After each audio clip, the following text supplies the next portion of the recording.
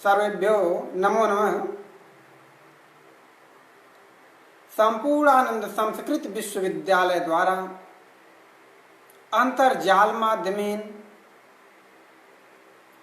आमुख माध्यमेन संचालिते शास्त्र प्रौढ़ी इति नामके कार्यक्रमे अस्मिन् भवतां सर्वेषां स्वागतम् अस्ति। सर्वप्रथम सर्वविद्याधिष्ठात्री माँ सरस्वती के चरणों में मैं अपनी प्रणति अर्पित करता हूँ।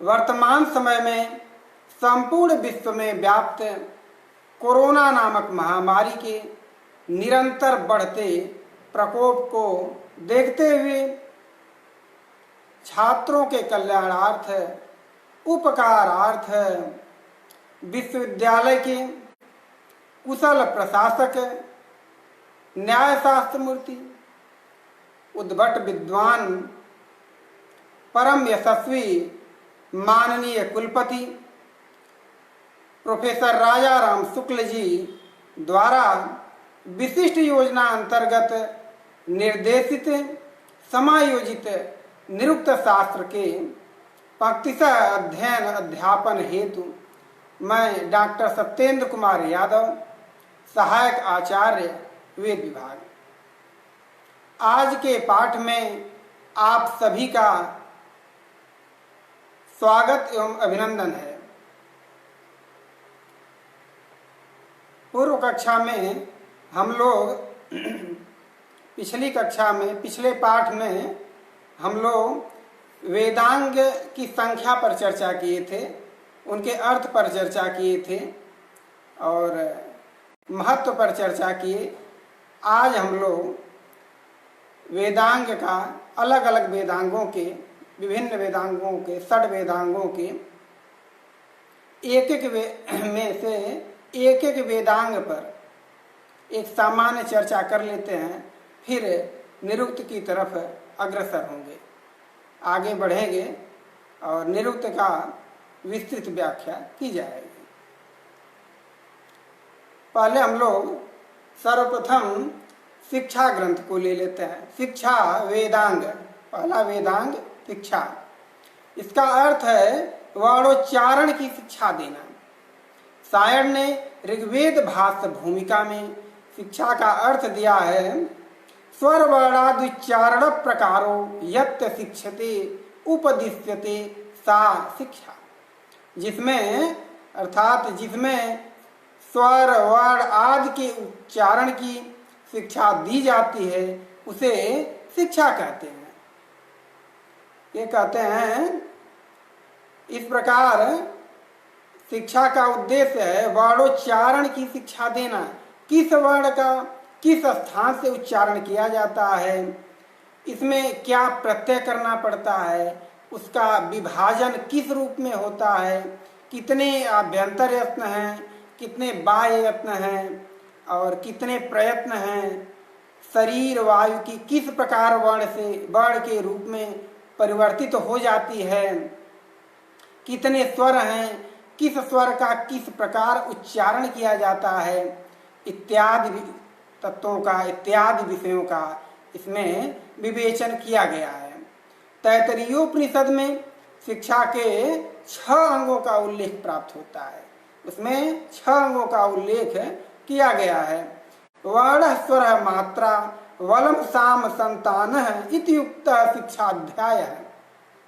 इसमें पहला वर्ण, दूसरा स्वर, तीसरी मात्रा, अगला चौथा बल, अगला 5वां साम और 6ठा संतान, ये 6 अंगों का या 6 भेदों का तैत्तरीयोपनिषद में वर्णन किया गया है। अब हम लोग अगले वेदांग व्याकरण पर चर्चा करते हैं। व्याकरण शास्त्र के विवेचन को हम लोग 2 भागों में, सुविधा की दृष्टि से 2 भागों में विभाजित करते हैं। एक लौकिक व्याकरण या जिसे संस्कृत व्याकरण हम लोग कहते हैं वर्तमान में सामान्य में, और अगला वैदिक व्याकरण, दूसरा वैदिक व्याकरण। इसमें संस्कृत व्याकरण में पाणिनि आदि आचार्य हैं, तथा अष्टाध्यायी आदि महाभाष्य ग्रंथ हैं। वैदिक व्याकरण में प्रातिशाख्य आदि ग्रंथ हैं। इनका पृथक विवेचन हम लोग अलग से करेंगे। सर्वप्रथम लौकिक व्याकरण या संस्कृत व्याकरण पर चर्चा कर लेते हैं। व्याकरण का अर्थ है व्याक्रियन्ते विविच्यन्ते शब्दा अनेनेति व्याकरणम, अर्थात जिस शास्त्र के द्वारा शब्दों के प्रकृति प्रत्यय का विवेचन किया जाता है उसे व्याकरण कहते हैं। इसमें यह विवेचन किया जाता है कि शब्द कैसे बनता है, उसमें प्रकृति क्या है, प्रत्यय कौन सा लगा है, तदनुसार उसका अर्थ निश्चित किया जाता है। कहा भी गया है मुखम व्याकरणम स्मृतम। पाणिनि शिक्षा में व्याकरण को वेद पुरुष का मुख कहा गया है, बताया गया है। जिस प्रकार शरीर में मुख सौंदर्य, भावाभिव्यक्ति और गौरव का प्रतीक है, उसी प्रकार व्याकरण शास्त्र शब्द साधुत्व, प्रकृति प्रत्यय विवेचन और शब्दार्थ ज्ञान का साधन है। इसमें पद, पदार्थ, वाक्य, वाक्यार्थ आदि का विस्तृत विवेचन प्राप्त होता है या विस्तृत विवेचन किया गया है। व्याकरण ही शुद्ध, अशुद्ध, संस्कृत, असंस्कृत, प्राकृत, अपभ्रंश, नाम, आख्यात आदि का विवेचन या विश्लेषण प्रस्तुत करता है। अब हम लोग वैदिक व्याकरण, व्याकरण के द्वितीय भाग वैदिक व्याकरण पर चर्चा करते हैं। वैदिक व्याकरण के अंतर्गत प्रातिशाख्य ग्रंथ आते हैं, जिसका शाब्दिक अर्थ है या प्रातिशाख्य का अर्थ है प्रत्येक शाखा से संबद्ध व्याकरण आदि का बोध कराने वाला ग्रंथ।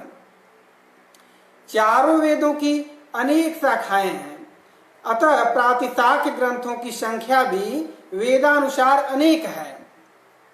वेदों के यथार्थ ज्ञान के लिए बाणोच्चारण की शिक्षा, संधि नियम भी वेदानुसार अनेक हैं।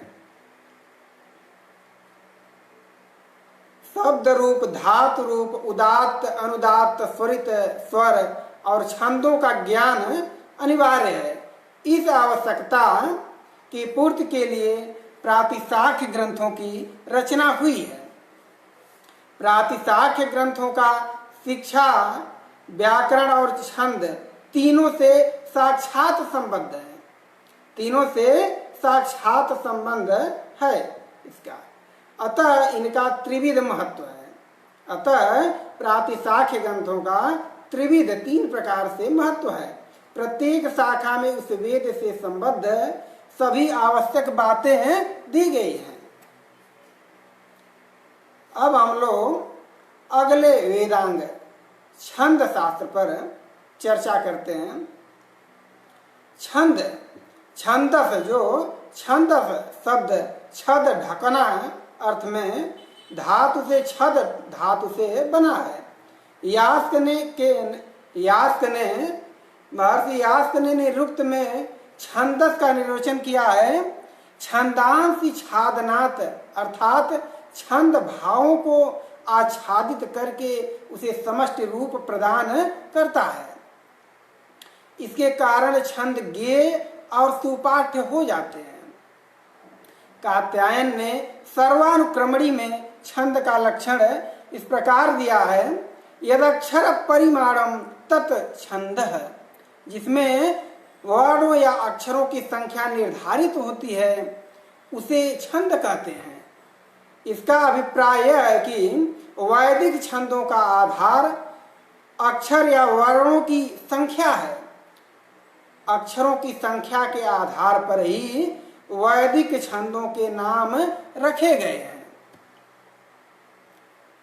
अब हम लोग ज्योतिष, वैसे क्रम तो आता है निरुक्त का, निरुक्त वेदांग का, निरुक्त शास्त्र का, लेकिन निरुक्त की चर्चा बाद में हम लोग इसलिए करेंगे कि उसकी विस्तृत व्याख्या करनी है, विस्तृत चर्चा करनी है, विस्तृत विवेचन करना है।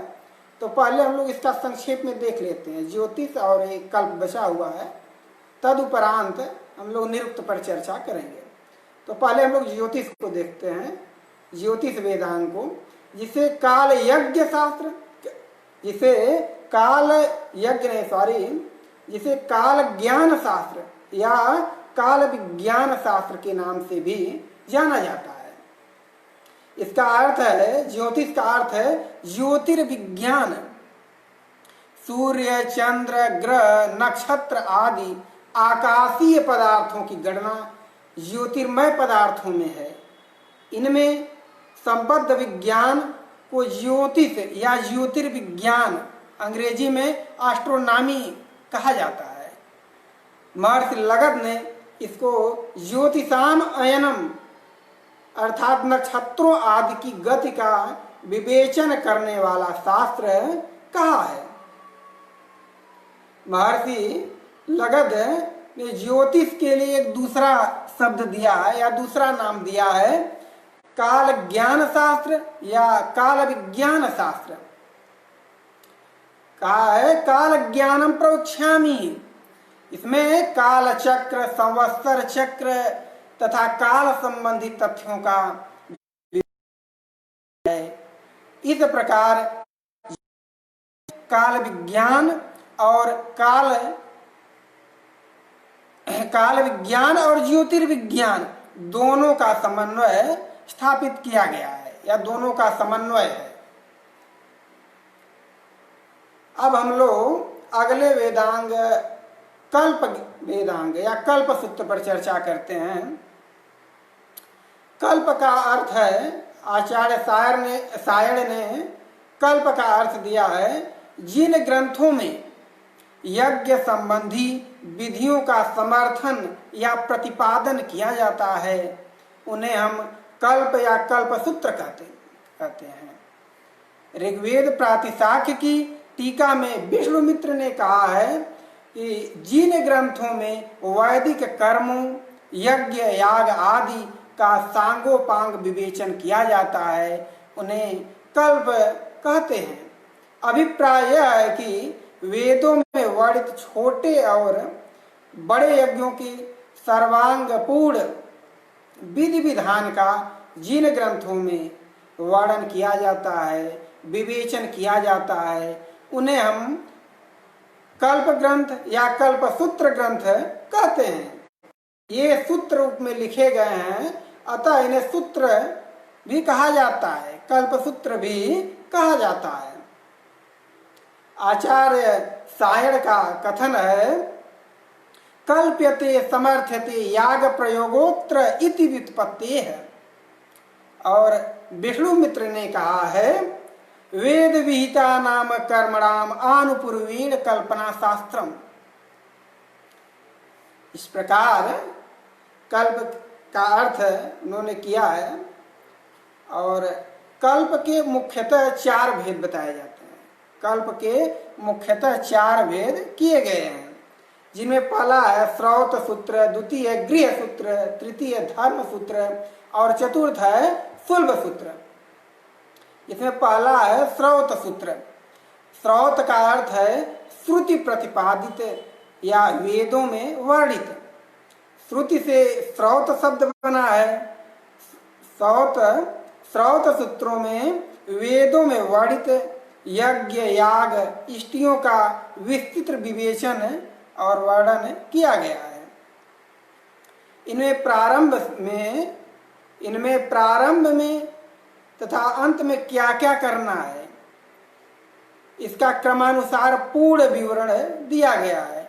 इन विशिष्ट यागों में मुख्य हैं दर्श, पूर्णमास, सोमयाग, वाजपेय, राजसूय, अश्वमेध, सौत्रामणि आदि इत्यादि यज्ञों का विवेचन किया गया है। अब हम लोग अगले क्रम धर्म गृह सूत्र पर चर्चा करते हैं। धर्म सूत्र तृतीय नंबर पर है, अब हम द्वितीय नंबर पर आता है गृह सूत्र, उस पर चर्चा करते हैं। इसमें गृहस्थ से संबद्ध 16 संस्कारों, 5 महायज्ञों 7 पाक यज्ञ, गृह निर्माण, गृह प्रवेश, पशुपालन, कृषि कर्म आदि से संबद्ध यज्ञों की विधियां दी गई हैं। अब हम लोग धर्म सूत्र, तृतीय कल्प का तृतीय भेद है धर्म सूत्र। ये आचार संहिता से संबद्ध ग्रंथ हैं। इसमें स्मृतियों के पूर्व रूप हैं, ये स्मृतियों के पूर्व रूप माने जाते हैं। इसमें वर्णाश्रम के कर्तव्यों, आचार विचार, मान्यताओं, सामाजिक जीवन से के संबद्ध कर्तव्य अकर्तव्यों का विस्तृत विवेचन किया गया है। अब हम लोग अगले क्रम में आते हैं सुलभ सूत्र। ये शुद्ध रूप से गणित शास्त्री वैज्ञानिक ग्रंथ हैं।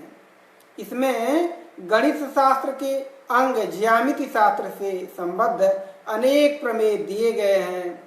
इसमें छोटी बड़ी सभी प्रकार की वेदियों के निर्माण की पूरी विधि बताई गई है, पूरी विधि दी गई है।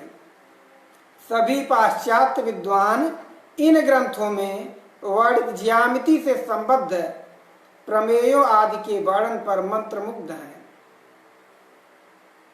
पाथागोरस आदि प्रमेयों का इनमें स्पष्ट उल्लेख प्राप्त होता है। हमारी वैदिक परंपरा, हमारी ऋषि परंपरा ऐसी थी जिस पर विदेशी विद्वान मंत्रमुग्ध हुए, किंतु हम लोग उससे दूर होते चले गए। आज समय आ गया है पुनः इसकी तरफ आने का, आकर्षित होने का। अब हम लोग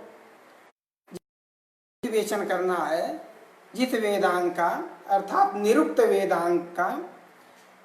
अब हम लोग उसकी चर्चा करते हैं।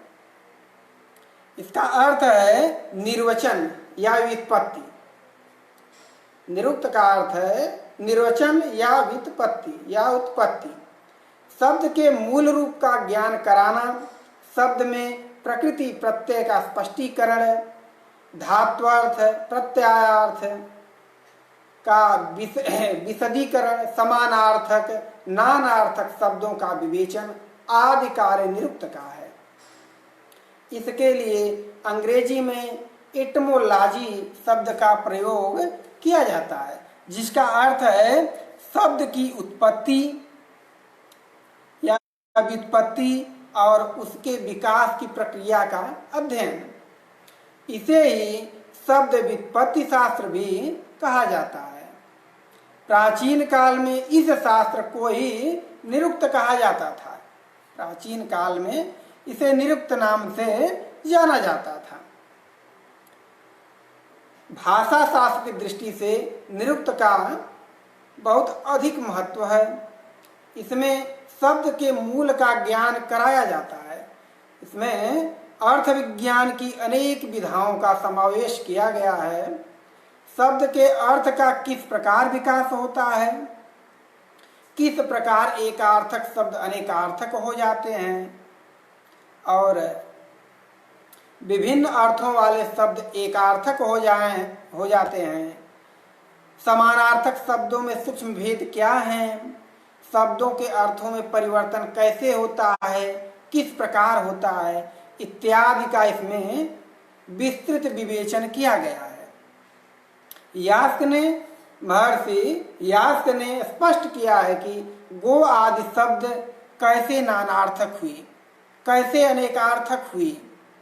यह शास्त्र प्राचीन आचार्यों के भाषा वैज्ञानिक दृष्टिकोण और उनके चिंतन मनन का द्योतक है। और अब हम लोग निघंटु मतलब निरुक्त कहाँ से उत्पत्ति हुई या निरुक्त किसकी व्याख्या, उस पर चर्चा करते हैं। निघंटु और निरुक्त में क्या संबंध है, उस पर चर्चा कर लेते हैं। यास्क का निरुक्त वस्तुतः निघंटु की व्याख्या या भाष्य है। निघंटु वैदिक शब्दकोश या वैदिक शब्दों का संकलन है। जो वैदिक शब्द हैं उनका संकलन है एक निघंटु नाम का ग्रंथ, जो इस समय वर्तमान में संप्रति अनुपलब्ध है। इसमें 5 अध्याय हैं। इसमें संग्रहित शब्दों की संख्या 1768 है। अध्यायों के अनुसार इनकी संख्या है, प्रथम अध्याय में 414, द्वितीय अध्याय में 514, तृतीय अध्याय में 410। या रचयिता प्रजापति कश्यप बताए जाते हैं। के अनुसार प्रजापति कश्यप निघंटु के रचयिता हैं, जिसकी व्याख्या निरुक्त है, जिसकी व्याख्या या भाष्य निरुक्त है। इसमें कहा गया है 21 अध्याय में क्या है, एक संक्षिप्त देख लेते हैं। इसके प्रथम अध्याय में पृथ्वी, हिरण्य, मेघ इत्यादि 17 पदार्थों के समानार्थक शब्दों का विवेचन किया गया है। और निघंटु के द्वितीय अध्याय के अंतर्गत मनुष्य, अन्न, धन, गौ आदि 22 शब्दों के 22 समानार्थक शब्दों का विवेचन किया गया है। अगले अध्याय अर्थात तीसरे अध्याय में बहु, ह्रस्व, प्रज्ञा, यज्ञ आदि 30 के समानार्थक शब्दों का विवेचन है। अध्याय 4 के अंतर्गत कठिन या व्याख्या के योग्य, जो कठिन शब्द हैं या व्याख्या के योग्य हैं, इनकी संख्या है 279। इनका संकलन किया गया है, इनका विवेचन किया गया है, संकलन किया गया है। विवेचन तो निरुक्त में किया गया है, इनका इसमें संकलन मात्र है। और ये 5वें अध्याय में या अंतिम अध्याय में देवतावाचक 151 शब्दों का संकलन है। इस प्रकार निरुक्त का प्रथम अध्याय, ये तो निघंटु की चर्चा हुई, अब आता है निरुक्त। तो इस प्रकार निरुक्त का प्रथम अध्याय भूमिकात्मक है, जिसमें प्रथम अध्याय में भूमिका है। अध्याय 2 और अध्याय 3 में निघंटु के प्रथम, द्वितीय और तृतीय अध्याय में पठित शब्दों का विवेचन किया गया है। अतः निरुक्त के अध्याय 2, 3 को नैघंटुक कांड के नाम से जाना जाता है। निरुक्त के अध्याय 4 से लेकर 6 तक अर्थात अध्याय 4, अध्याय 5 और अध्याय 6 को नैगम कांड कहा जाता है। इनमें निघंटु के अध्याय 4 के शब्दों की व्याख्या की गई है।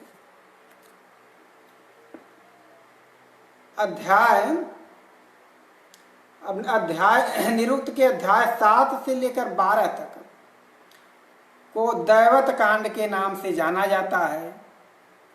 इन 6 अध्याय में निघंटु के अध्याय 5 में संकलित 151 देव विषयक शब्दों का उदाहरण सहित व्याख्या किया गया है। इस प्रकार निघंटु और निरुक्त अन्योन्याश्रित हैं। इसमें अन्योन्य संबद्ध ग्रंथ हैं ये।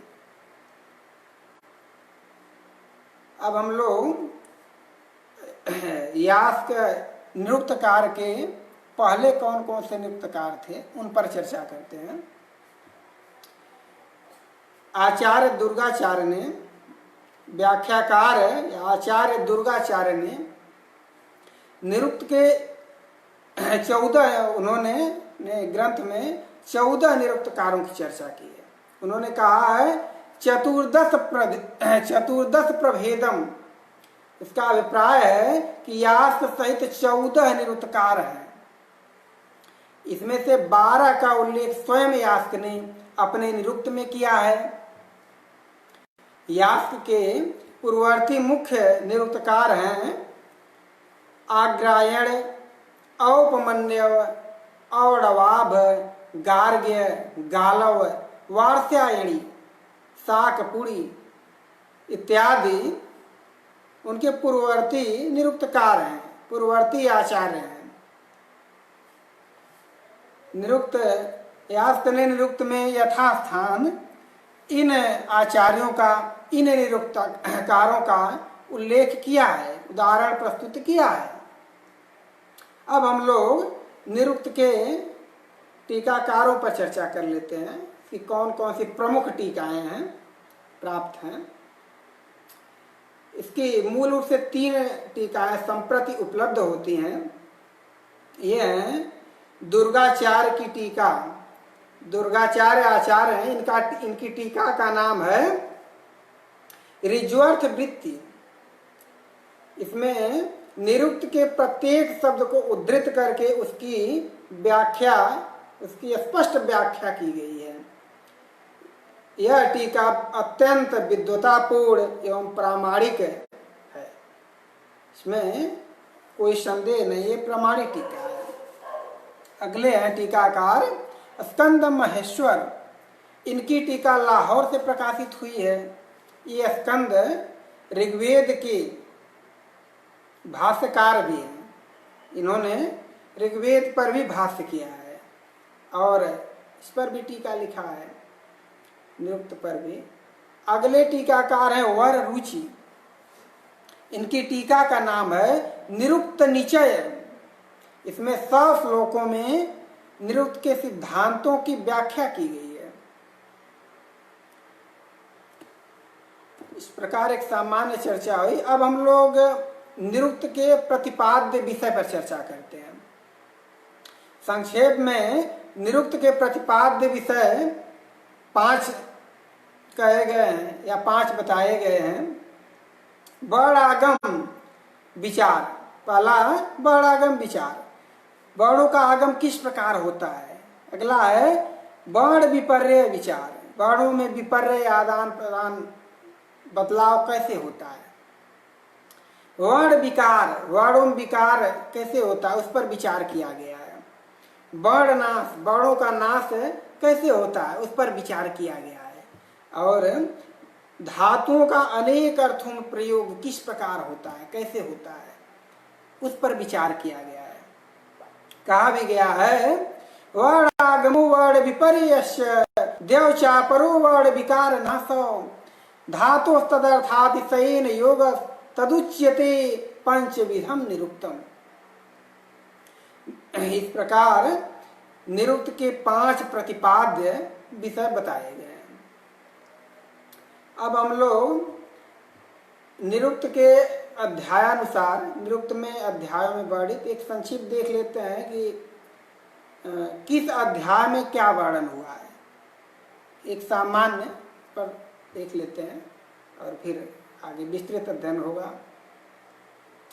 इसमें वर्तमान में निरुक्त ग्रंथ ही उपलब्ध होता है। इनमें 12 अध्याय हैं। अंत में परिशिष्ट के रूप में 2 अध्याय हैं। इस प्रकार कुल मिलाकर के 14 अध्याय हैं,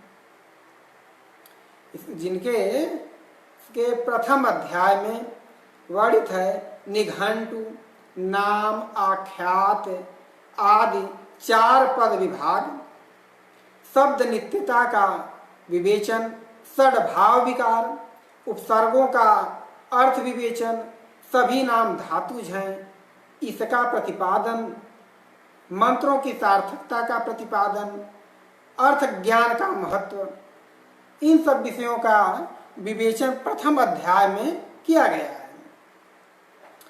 और द्वितीय अध्याय एवं तृतीय अध्याय में, जिसे नैघंटु कांड के नाम से जाना जाता है,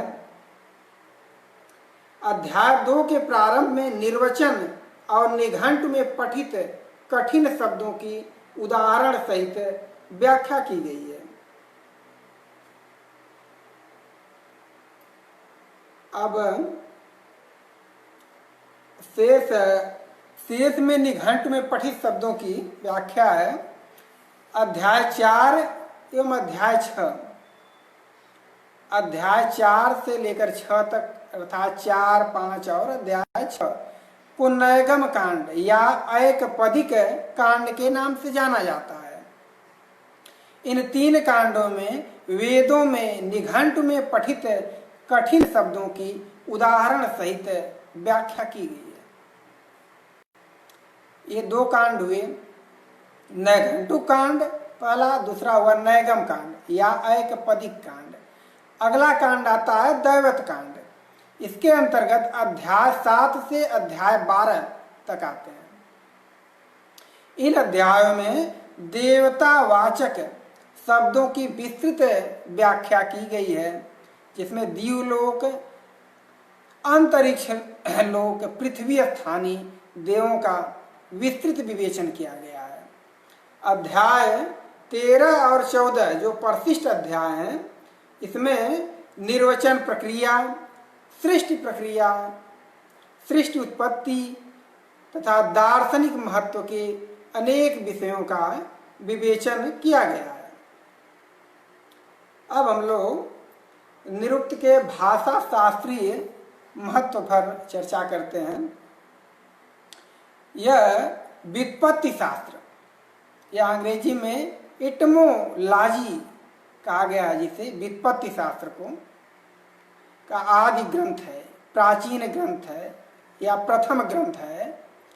संसार में व्युत्पत्ति शास्त्र का इससे प्राचीन ग्रंथ कोई उपलब्ध नहीं होता है। प्रसिद्ध भाषा शास्त्री डॉक्टर सिद्धेश्वर वर्मा ने निरुक्त का भाषा शास्त्रीय अध्ययन प्रस्तुत किया है।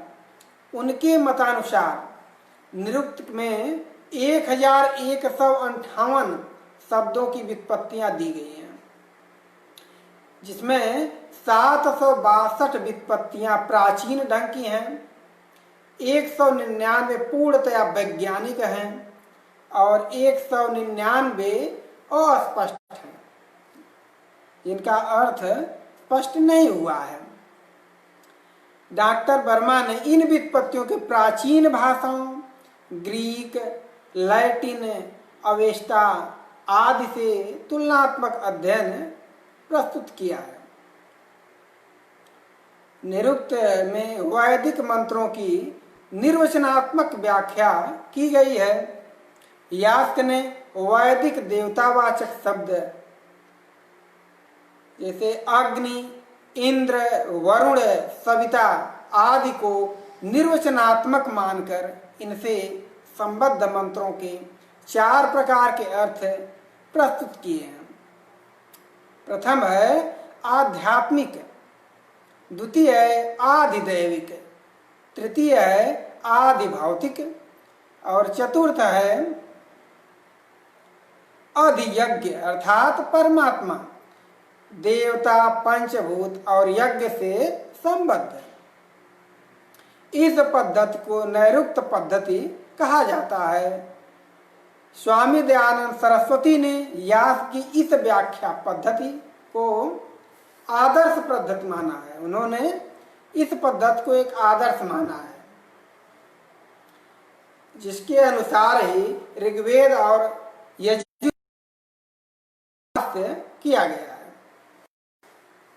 आज बस यहीं तक, और अगले कक्षा में आगे का पाठ किया जाएगा या निरुक्त का प्रारंभ किया जाएगा।